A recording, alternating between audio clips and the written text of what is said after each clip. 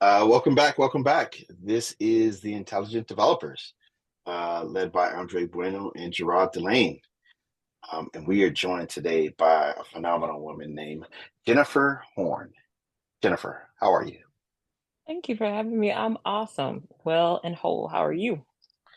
I'm doing pretty good. I'm doing pretty good. Andre, how you doing, man? I'm doing very well. Thanks for asking.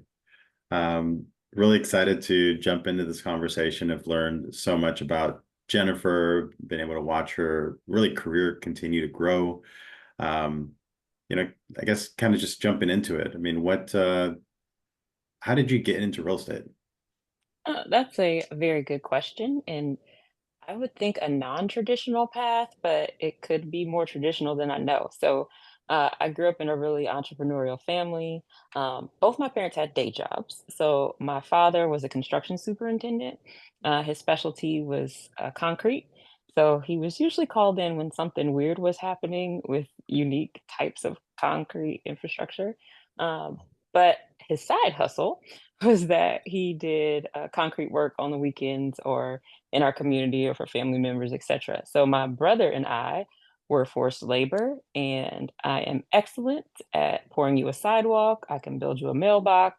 I can finish out a set of steps or pour a porch. I don't like to do it, but I can. So that I think made me exposed and not opposed to construction as a world because unbeknownst to my mom, who is a medical microbiologist, she would be in the lab late at night and my dad would take my brother and I on construction jobs. I know this is totally a OSHA violation these days, but we got to see all of the inner workings of construction sites. So it just felt like home, I guess. And so I went to school not thinking about construction. So I went to Vanderbilt and undergrad, I majored in human organizational development. In grad school, I majored in leadership policy and organizations. I thought I was going to go be a consultant for like some NGO and like save the world, work for who, do something awesome, protect the planet. And wound up working for an international real estate developer called Lendlease. And my dad laughed when I was like, guess where I got a job? And he was like, you're in construction, huh? And so Lendlease was an international developer. They had a construction arm, also had an investment management division. And so I kind of came in somewhere in the middle. So it was a business we called Communities. And that business really was focused on public private partnerships. And so they had just won a major contract. Actually, they had acquired a business called Actis and won a major contract for military housing privatization initiative. So I came in then as the special projects manager for the president as we looked at mergers and acquisitions, investment strategies, a whole range of things. So I was usually the person trying to figure out something, and no one internally really knew what I did every day. So that was fun because it kept it fresh and new, and we were a very entrepreneurial firm at the time. So we were always kind of looking for the next opportunity. How are we going to grow? How's the business going to evolve? So it was probably the best place to enter an organization because I got to touch lots of different things, which then helped push my career in the direction it ultimately took. That's And awesome. you ended up like starting your own firm, right? Like, how did that come about? So after spending some time at Lendlease, I started after my kind of cool special projects manager job. I probably said a little bit too much about sustainability. There's that wanting to go into an NGO and save the world background. And so they were like, well, how about you just work in sustainability? And I was like, oh, okay. So I wound up becoming the sustainability executive for that business. And so leading Lend-Lease's approach to how we were going to look at energy efficiency across our portfolio. So that was about 42,000 single family rental units and 20,000 privatized Army lodging units. And so across military installations, the age of assets can range, right? So we have new product type, we have legacy product that needs to be taken down or renovated. And so we got to participate in the President Obama's Better Buildings Challenge. And so we went through and did complete energy audits, and we're doing retrofits and weatherization projects, and it helped informed a lot about kind of my approach to like if we get things right at the beginning, if we plan ahead, it makes things better in the future. And so then I took a role at Lindley's as a director of development operations, and I did that for a while. And Lindley started to look at student housing. And so I was like, "This is cool," like, happy to help, so I was kind of part of the project team that was exploring student housing opportunities, and a colleague of mine, Kurt Harris, and I put together a white paper, a thesis on why we should be doing this work for HBCUs. And our thought was that if we reinvest in these kind of very unique cultural legacy assets, you can create change in communities. And Lindley's was famous for like their placemaking strategy. And we're like, where's a better place to start than like these historic institutions with like unique footprints and urban cores? And so we had started having a lot of these conversations. Lindley's ultimately got out of the student housing business, but I had kind of kept in touch and was like, hey, very pro bono. Let me just help you walk through some of these structures because the challenge sometimes for HBCU partners is they don't have a real estate department, right? Like they have no real estate arm. Like, so when I went to Vanderbilt, there was like a 25-person team of real estate experts who managed Vanderbilt's real estate footprint. They were acquiring assets, stuff I didn't know they owned. They had long term investment strategies. They were a very robust real estate engine, right? That doesn't exist at an HBCU oftentimes. So it's usually someone who is an operations director or over kind of, just maintaining their assets is ultimately in charge of their real estate strategy. And that's not their core background. So just locally, I started having more and more conversations because Nashville was growing. And I'm based in Nashville and it's my hometown. So I was like, okay, we can just give good advice. So I started talking to more and more institutions, like, here are some options.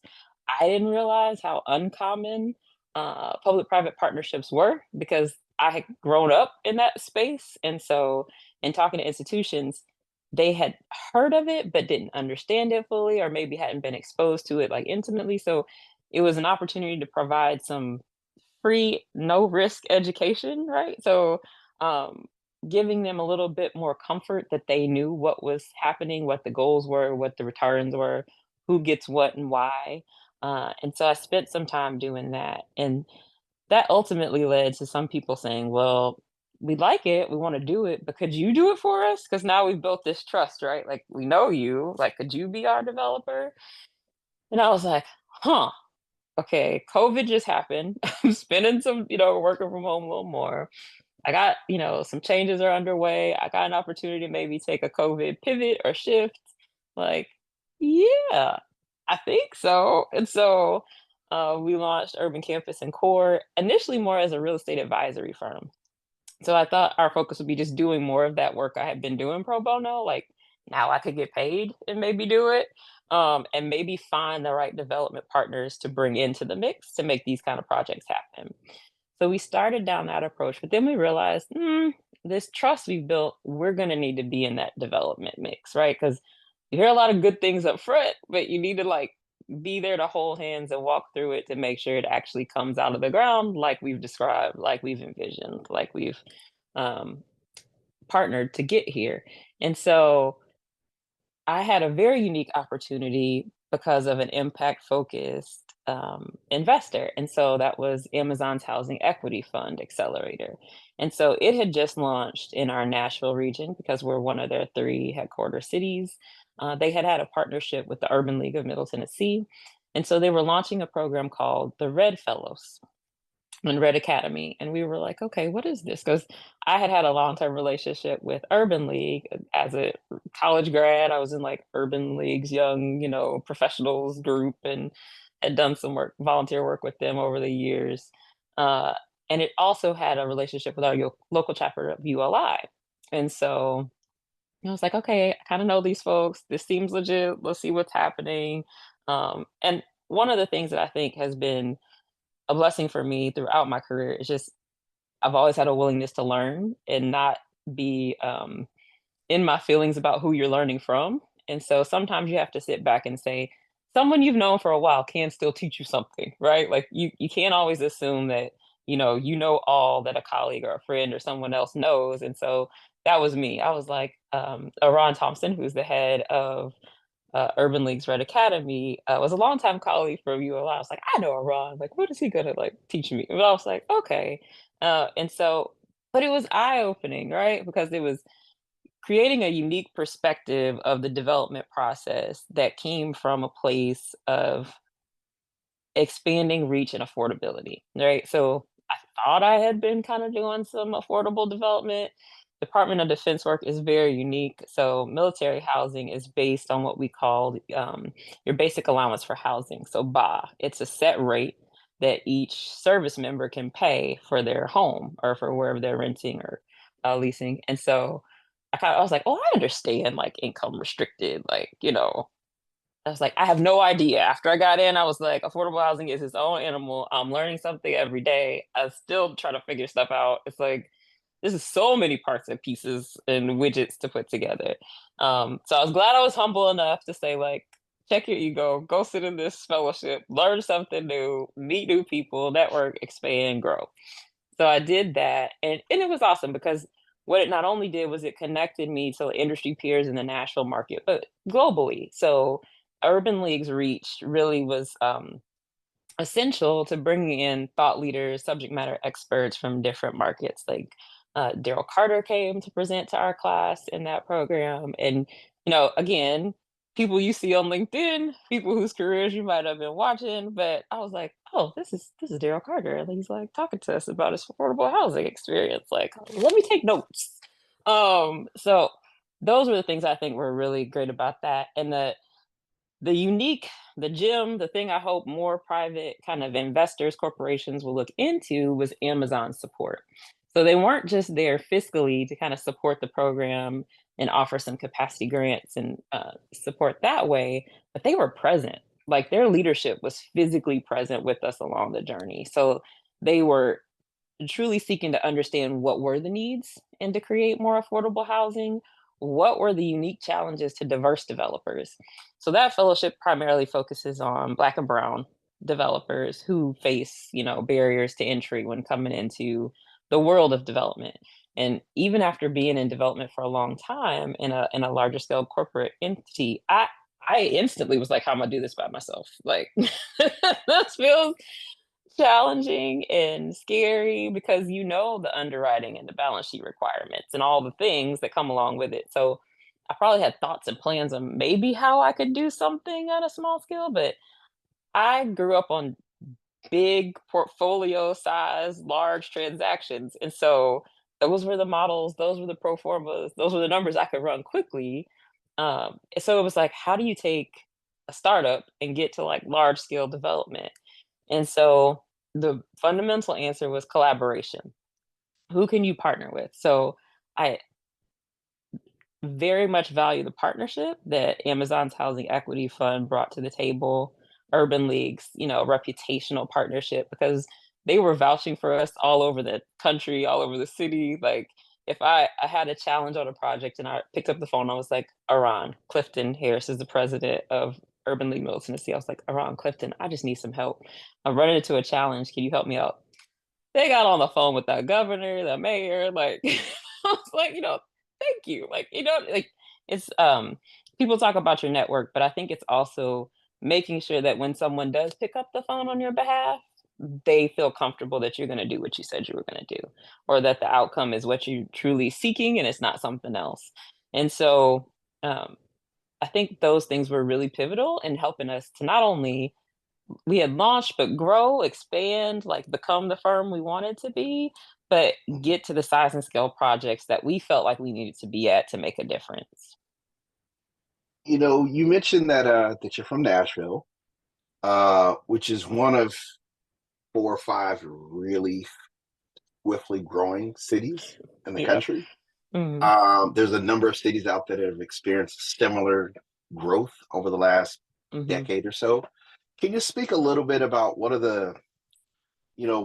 been the difficulties, what have been the opportunities in being in a Mhm. hyper active town? Yeah, I think the difficulties are probably very similar across the high growth markets. It's the fear, right? You have like Mhm. an intense fear by people who have been there that what they had will be lost. What will we become? What city will we be? Um, and that fear is then overlaid with a sense of excitement because people are trying to figure out, well, where is the opportunity for me to connect and be a part of the growth in a positive way? So, how are we sharing in the successes of our city and not just watching them from the sidelines? And so, for me and our firm, that's been a really crucial part of our strategy because our hope is that we're working with community partners to connect them to those opportunities so they don't feel like they missed out on the growth or they missed out on the opportunity to shape how their neighborhood or the larger community or city was growing. And so, how we do that as a firm is we partner with institutional landowners. So, often it's a church, it's a nonprofit, it's a university, and it's also, we like to call them family land trusts, but it's little old ladies and men who have owned parcels of land in their neighborhood for a long time. But they're interested in seeing how it grows and they want to inform part of that growth. So they don't typically have a very strong real estate background, but they know what their community needs and they know what they would use if it was in their area and they know what they would like to see their neighborhoods become. So we try to address that. But yeah, I think it's common to see the mix of fear and excitement that can happen, and a lot of times we layer that and call it, oh, gentrification is coming. But I think what we want to be a part of is shaping places with partners. So we want to make sure that it is true and intentional way a neighborhood is growing versus a forced way that that neighborhood grows. Yeah, I used to work at this firm in Harlem, and most of the staff was from Harlem. Um, I'm a Florida guy, and and my family's from the South, and we were having a debate about this before, and I was saying to folks like Harlem has like the opposite problem from my mom's community in Mississippi. Hmm. Uh, Harlem, there's hyper growth, French bistros, international Hmm. investment, tourism. Um, yeah, that's not happening in my mom's neighborhood in Mississippi. Right, Um, right. there's less jobs in her neighborhood than when she was there as a Hmm. child. Hmm. There's less investment today than it was. And there's a number of African American communities around the Hmm. country that are experiencing both, Hmm. right? Hmm. You got Oakland that's experiencing hyper investment around it, and Hmm. then there's neighborhoods around Detroit that have underinvested in comparison to previous generations. So I Hmm. think both are dynamics that local folks could address in their own way. Yeah, and I think what has really helped me in starting development at home, so being a Nashville native, is knowing where those pockets of opportunity exist, right? Like, who are the people who are passionate about their neighborhood, who've always been passionate, who've just been waiting on the right opportunity? And it's really about connecting the dots and the resources to get there. So, one of those areas for us is the Jefferson Street corridor.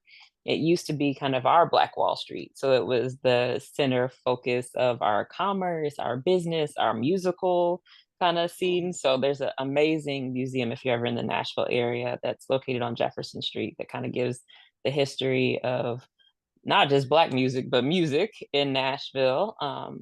And so there were so many opportunities and so many great organizations. Like Jump was a business association that was really focused on developing that Jefferson Street corridor. And for the most part, some of that area has just still been underinvested, even with the growth of Nashville. So I think there are groups that are very intentional and focused about how can they engage those diverse business owners, property owners. There's two HBCUs that sit on that street, Meharry and Fisk. So TSU kind of runs into the end of Jefferson. So it really is a prime opportunity for focus, investment, and just smart strategies to Mhm. activate that as a corridor.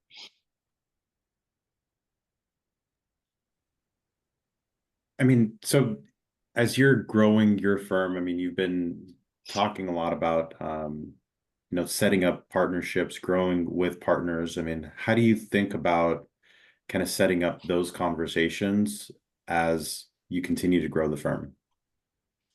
Sure. So I think what we've had the kind of blessing and privilege to do is we had a lot of these relationships. So we knew our landowner partners beforehand, right? So we kind of knew like who would be the best partner to bring into a co-GP relationship, or who is, a co-developer or someone who could uh, take on the unique, I would call it, I would say, patience and transparency that might be required to work with a community landowner, right? Because it is not your simple traditional real estate transaction. It's going to take a little longer, a little few more conversations and a whole lot of transparency because they want to make sure that you are who you say you are, right? So one of our early partners is an amazing firm. They're a company called Clear Blue, the Clear Blue Company. They are locally based out of the Nashville area. Their principal, Nick Ogden, actually went to Vanderbilt. We realized we were there at the same time, but didn't know each other. And so I'm not trying to like highlight how awesome Vanderbilt graduates are, but he's pretty cool. But they started off as a private equity shop and invested in naturally occurring affordable housing solutions. And so they were, working on acquisitions and doing apartment kind of conversions, rehabs and renovations and stuff. And they wound up just seeing the need for affordable housing and got into it organically. They had I'll if you ever get a chance to talk to Nick, he has a really cool story about how he had bought a property, he was renovating it, they were ready to like turning units, and they realized that a new American family had 12 family members, 12 colleagues. They were from like a special tribal group. Nashville is a big resettlement city for Kurdish families and Sudanese families. And so it was a really unique resettlement from an indigenous population that had escaped like persecution. And so he realized they were all living like in a community in this one project. And he was like, oh my gosh, like we were about to like renovate, we would have displaced like we didn't set it up as an income restricted solution, but we're gonna have to figure this out. And so it made him do a little brain work around affordable housing. Well, someone who has the tenacity, patience to like see a need, fill a need, change his business operating model to address it is the kind of partner you want when you've got to do a community, investment project with a community landowner who's trying to do a mixed income project in a new way that's unique for the market. Like you want someone who has some innovation, patience, and just good roots, right? Like they're coming from a really good place. And so the Clear Blue Company was that for us.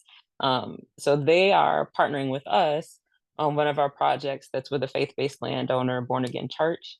And so it's a project where we're doing 254 active senior housing units through a partnership with Amazon. And so we hope and have a couple other projects in the pipeline with Clear Blue, but hope that they'll continue to be a long-term partner.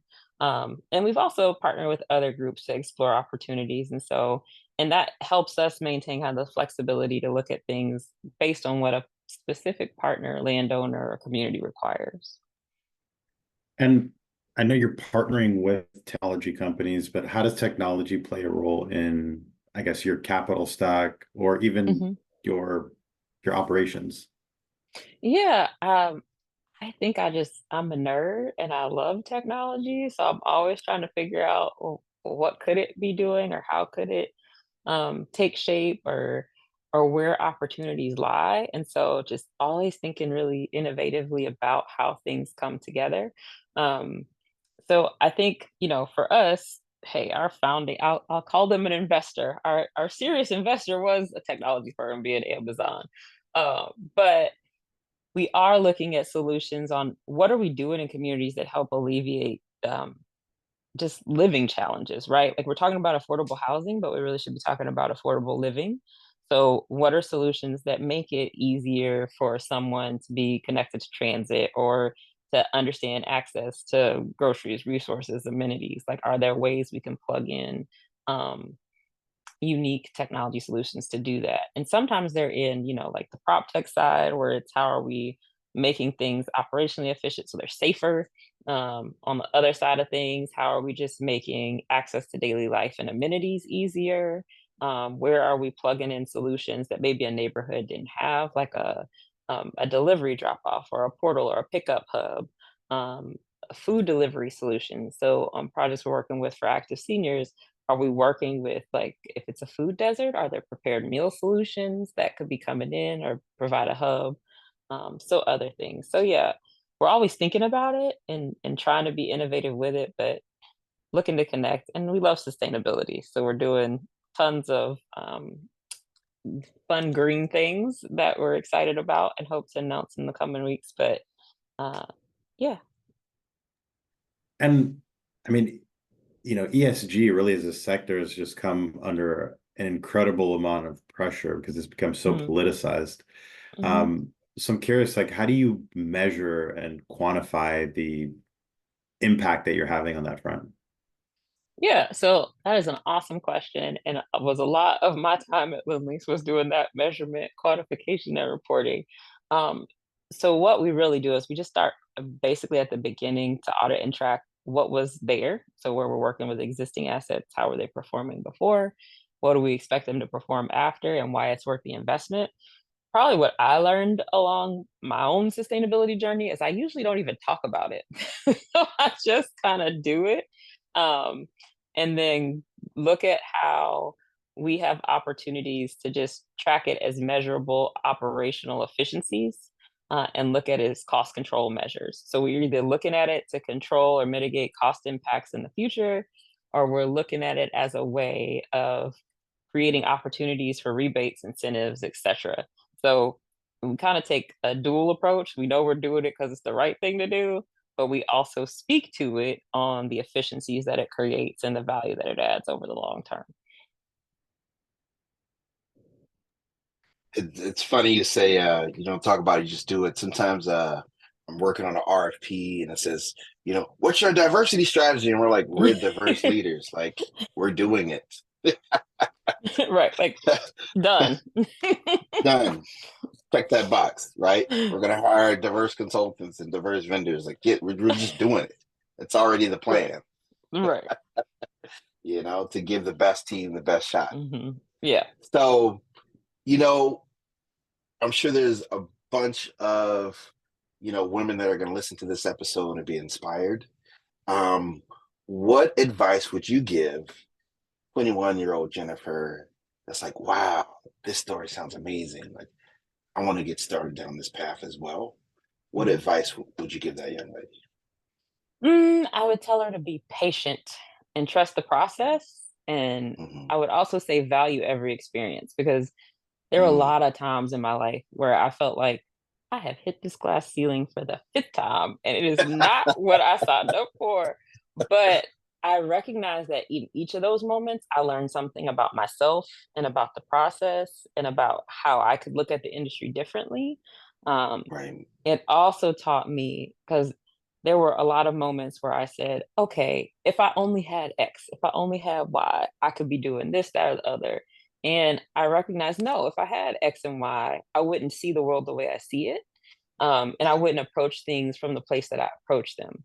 So, you know, I really appreciate the opportunity that I had in everybody was talking about their COVID pivots. It was my COVID pivot. Like we had a business unit that was downsizing, and I had the opportunity to say, do I cash out and like Hmm. try something for real? So the other advice I would give myself is take the risk because it sounds risky and it sounds really scary. And after you've been in like that corporate leadership environment, this feels like I knew where my check was coming from every month. Like, I don't know where this comes from this month, but I think it was um my faith background says trust God and trust yourself. Like, go take the step of faith, go out there and see, what it can be, but trust the timing, right? Because if Jennifer had planned things, it would have happened way before now. Right. But I think when I look back, I have a great mentor who works for Toll Brothers, Fred Cooper, and he was always like, Jennifer, I need you to lean into your experience at Lindley's. And I was like, you know what? You're right. Like, I need to value, I need to, I need to value more like the the experiences, the things you like, you know, and reflect that, right? Because it adds to your street cred, it adds to your resume. Like, and Right. sometimes you feel like I feel maybe paused or challenged or stuck in a certain environment, but those are the opportunities that are refining you, right? So that's the thing you Mhm. can take with you when you're in the middle of something and you're like, now how should I, what could I, let's Right. start thinking out of the box. Well, you had the experience, so you know what the box was. So now we can think outside of it. So Right. um I think that would be my insight. It was like trust the process, appreciate the experiences, but see the forest for the trees. Look at where the exits are and where the opportunities lie, and be creative in how you get there. Because your path is not going to be somebody else's path. It was designed just for you, and it was designed to make you who you are. So trust that process and that you're ultimately going to get to where you're supposed to be. Fantastic. We're going to end it there. Jennifer, thank you so much. We truly appreciate your time today. All right. Thank you guys. And thank you for having me. Okay. Thank you, Jennifer. All right. Thanks. Bye. Till Bye. next time.